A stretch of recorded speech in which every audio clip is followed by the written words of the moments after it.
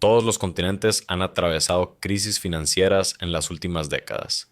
América Latina en los años 80, Argentina en 2001, Grecia en 2010, diversos países africanos durante los programas de ajuste estructural.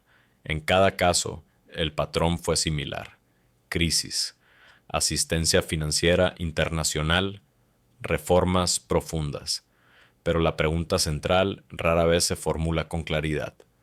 Cuando un país necesita rescate para evitar el colapso, ¿quién define las condiciones de su recuperación? El Fondo Monetario Internacional y el Banco Mundial fueron creados para estabilizar la economía global. Sin embargo, en momentos de crisis, el acceso al crédito internacional no es neutral. Y ahí comienza el debate sobre soberanía, dependencia e influencia. Después de la Segunda Guerra Mundial, el mundo buscaba estabilidad financiera duradera.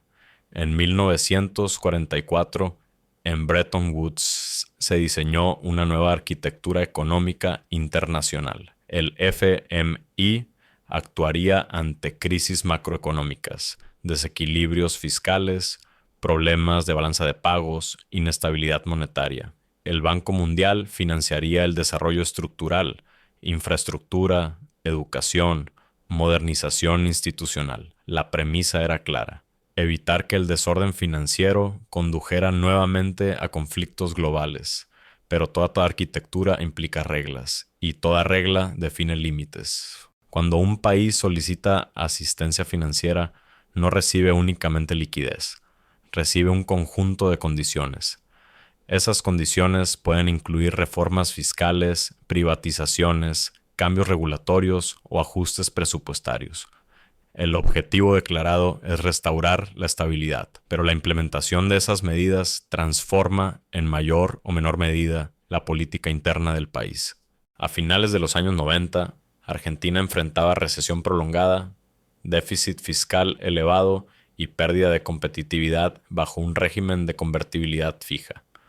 Durante esa década, el FMI aprobó distintos programas de asistencia financiera. Las condiciones incluían consolidación fiscal, reducción del gasto público y reformas estructurales. En 2001, el país declaró la mayor cesación de pagos soberana de su historia. El sistema bancario colapsó.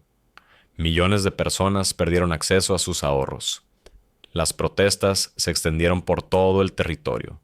Las causas de la crisis fueron múltiples: decisiones internas, contexto internacional y rigideces estructurales. Sin embargo, el momento de la asistencia redefinió el margen de acción política. Cuando la alternativa es el colapso total, la capacidad de negociación se reduce. Tras la crisis financiera global de 2008, Grecia reveló que su déficit era significativamente mayor de lo informado.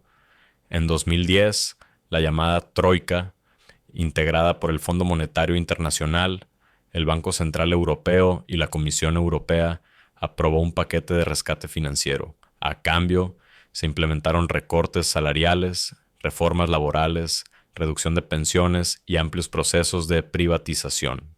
El desempleo juvenil superó el 50%. La economía se contrajo más de una cuarta parte en pocos años. El país evitó una quiebra desordenada, pero el costo social fue profundo. Aquí surge una cuestión estructural. Cuando un Estado depende del financiamiento externo para sostener su funcionamiento básico, ¿hasta qué punto conserva plena autonomía en sus decisiones? Durante las décadas de 1980 y 1990, numerosos países de África subsahariana enfrentaron altos niveles de endeudamiento externo y caída en los precios de materias primas. Muchos recurrieron al FMI y al Banco Mundial. Se aplicaron reformas orientadas a la liberalización económica, reducción del gasto público y privatización de empresas estatales. En algunos casos, la estabilidad macroeconómica mejoró. En otros, el impacto social fue severo y las economías quedaron más expuestas a fluctuaciones externas. El patrón volvió a repetirse. La necesidad de financiamiento abría la puerta. Las condiciones redefinían el rumbo económico. No se trataba de ocupación territorial, se trataba de inserción condicionada en un sistema financiero global. Es importante comprender que el Fondo y el Banco Mundial no ejercen poder mediante coerción militar. Los gobiernos aceptan voluntariamente los acuerdos, pero lo hacen en momentos de vulnerabilidad extrema. En ese contexto, la negociación rara vez ocurre en condiciones plenamente simétricas. El sistema financiero internacional funciona como una red de seguridad, pero toda red de seguridad está sostenida por reglas comunes, y quien administra esas reglas ejerce influencia, aunque no gobierne directamente. La estabilidad depende del crédito, el crédito depende de confianza, y la confianza depende de marcos institucionales. En un mundo interconectado, casi ningún país opera completamente fuera de esa arquitectura. La influencia en el siglo XXI rara vez adopta la forma de ocupación directa. Es más sutil. Opera a través de incentivos, condiciones y acceso al capital. La deuda no es únicamente un instrumento financiero, es también un componente estructural del equilibrio global. No se trata necesariamente de imposición, se trata de arquitectura. La pregunta no es si existe cooperación internacional. La pregunta es cuánto margen real de decisión conserva un país cuando la alternativa es el aislamiento financiero. En ese punto, la deuda deja de ser solo una cifra en un balance. Se convierte en una pieza central del sistema que define cómo se gobiernan las economías modernas. Porque cuando las reglas del sistema están previamente definidas, la libertad de decisión no desaparece, pero se vuelve relativa. Las naciones siguen votando, siguen legislando, siguen gobernando, pero lo hacen dentro de un marco financiero que no controlan por completo. Ese marco no fue diseñado para dominar, sino para sostener estabilidad. Sin embargo, toda estructura que sostiene también delimita. Y en un mundo donde casi ningún país puede prescindir del crédito internacional, la arquitectura financiera se convierte en el escenario invisible sobre el que se toman las decisiones visibles. La deuda, entonces, no es simplemente una obligación futura.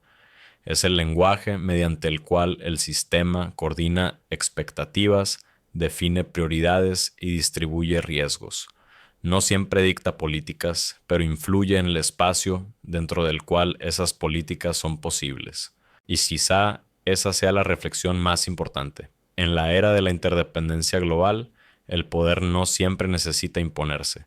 A veces basta con ser imprescindible. Y cuando algo se vuelve imprescindible, también se vuelve estructural. Ahí, en esa estructura silenciosa, es donde la economía moderna encuentra su equilibrio y donde la soberanía aprende a convivir con los límites del sistema que la sostiene.